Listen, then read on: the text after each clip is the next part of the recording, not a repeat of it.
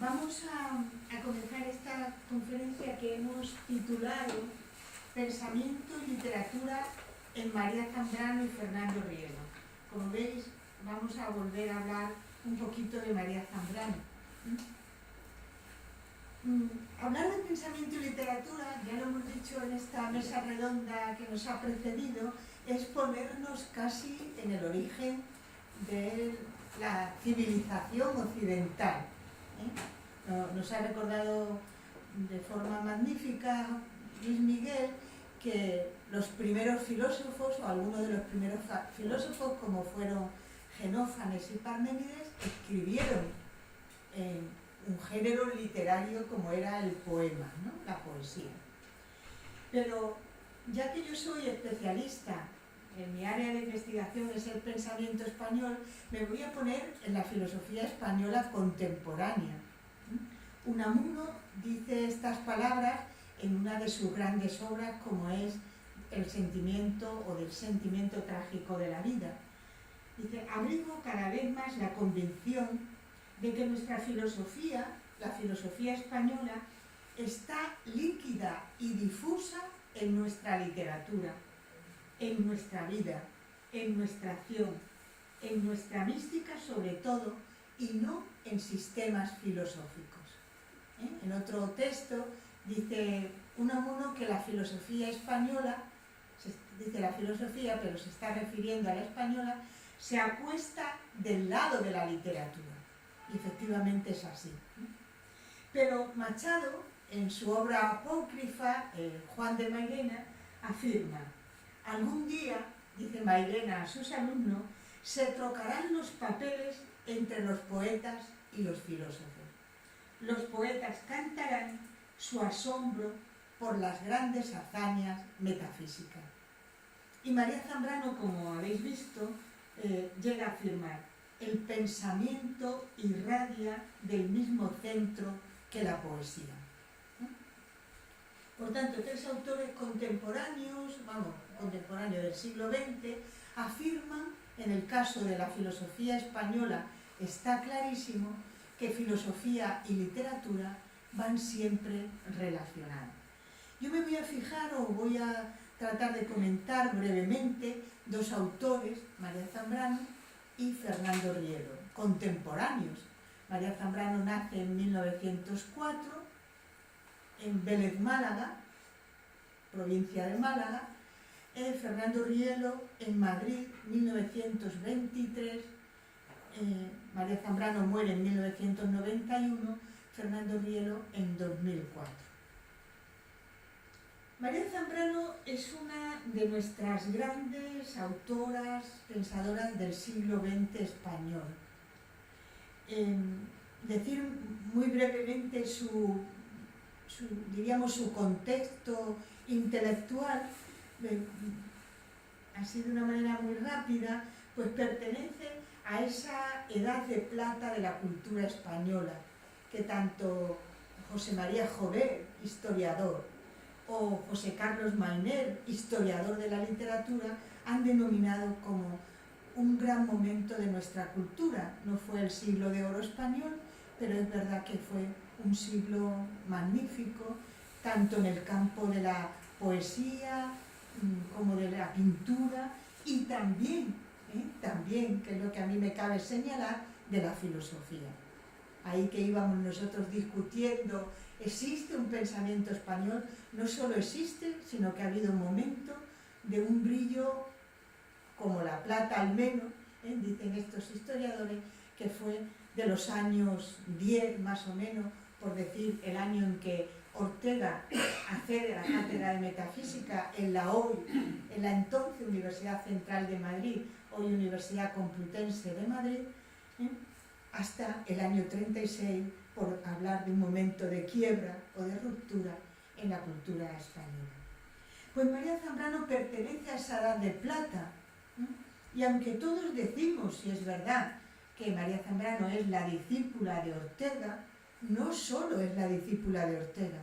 Y probablemente por esto, a veces, aunque hoy, yo creo, en estos días del 2018, todos conocemos a María Zambrano, sabemos que existe, los estudiosos, quiero decir, cualquier universitario, yo creo que sabe quién es esa pensadora, aunque no lo hubiera leído, pero si no ha sido reconocida y ha sido reconocida tardíamente, efectivamente, yo creo que es que se debe a muchas razones.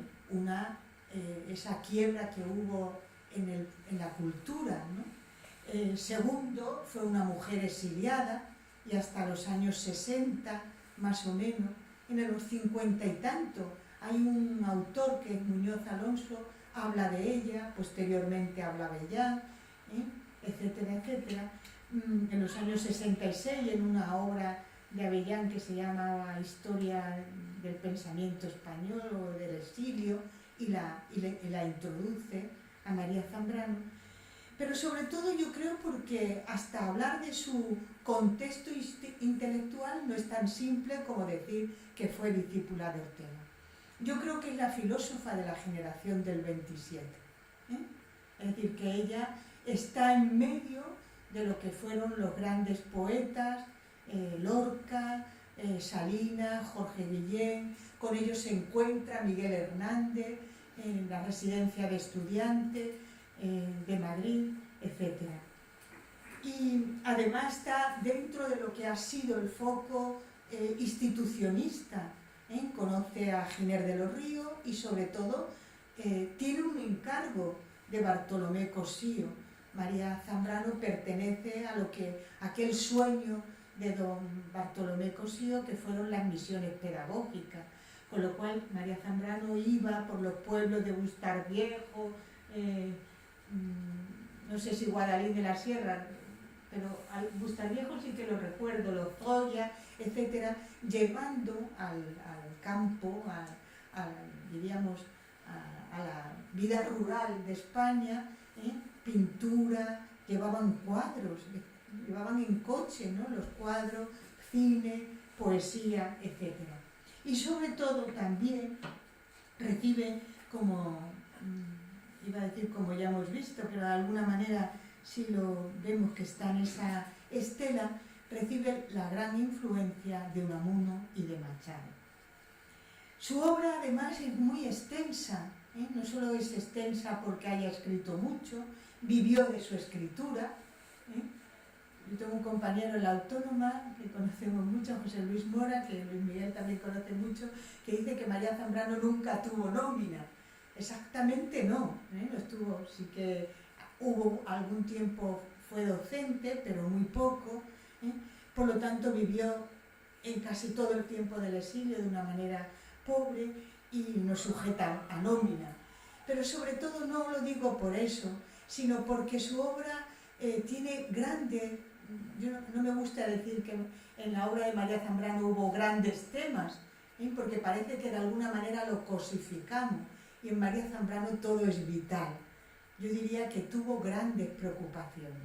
La primera fue la política, en orden cronológico, con lo cual ella vivió la Guerra Civil Española, vivió de niña la Primera Guerra Mundial y vivió y sufrió las consecuencias de la Segunda Guerra Mundial. Por lo tanto, militó en la Guerra Civil en el bando republicano, por lo tanto, hay una reflexión sobre la vida política o sobre el pensamiento político, y no solamente una reflexión, sino una acción. Es filósofa, por lo tanto es otra gran preocupación en la vida, en la reflexión filosófica, y ahí tenemos que hablar de lo que aporta María Zambrano a la historia del pensamiento español. Y lo que aporta es el núcleo de su pensamiento es la razón poética, aquella que ella creía que estaba hablando de la razón vital de Ortega, y el propio Ortega le dice que no, y no se lo dice con buenas palabras. Usted está ya hablando de otra cosa, usted ha ido a más allá, le dice, ¿no? Y efectivamente está hablando ya de algo que es propio en ella, que es la razón poética. María Zambrano tiene una gran preocupación, que es su pensamiento religioso.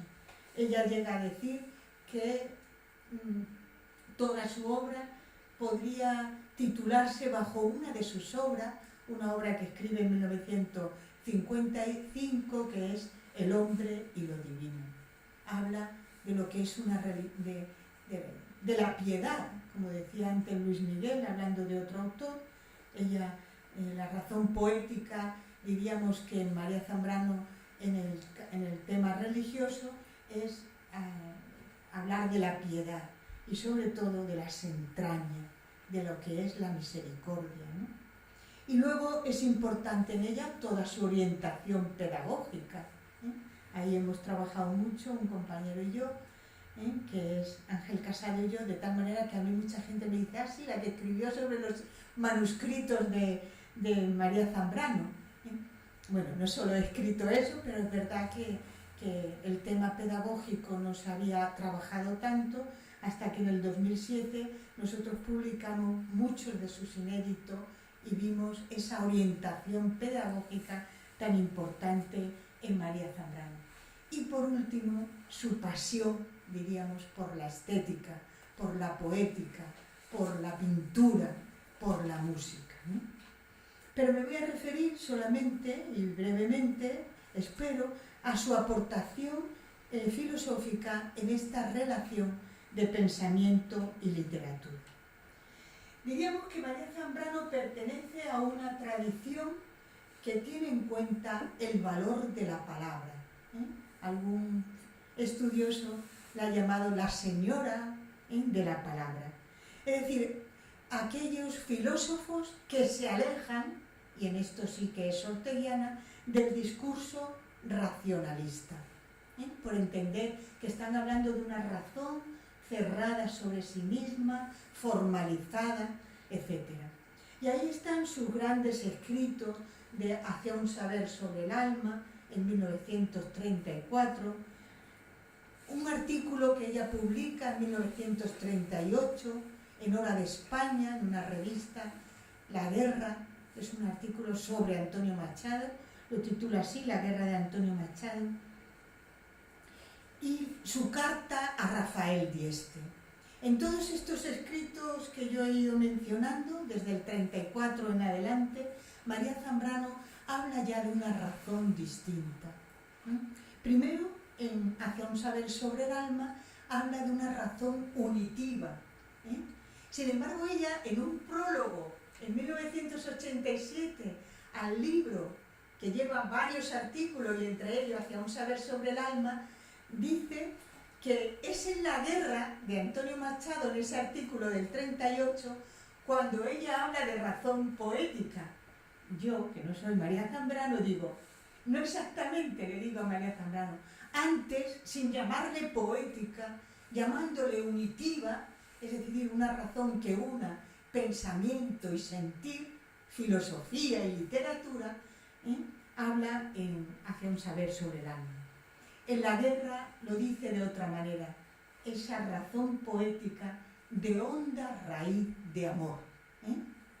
Es decir, son unas palabras muy breves, pero indican el contenido de esa razón poética, de honda raíz de amor. Ayer se nos decía en palabra de Fernando Rielo que el amor es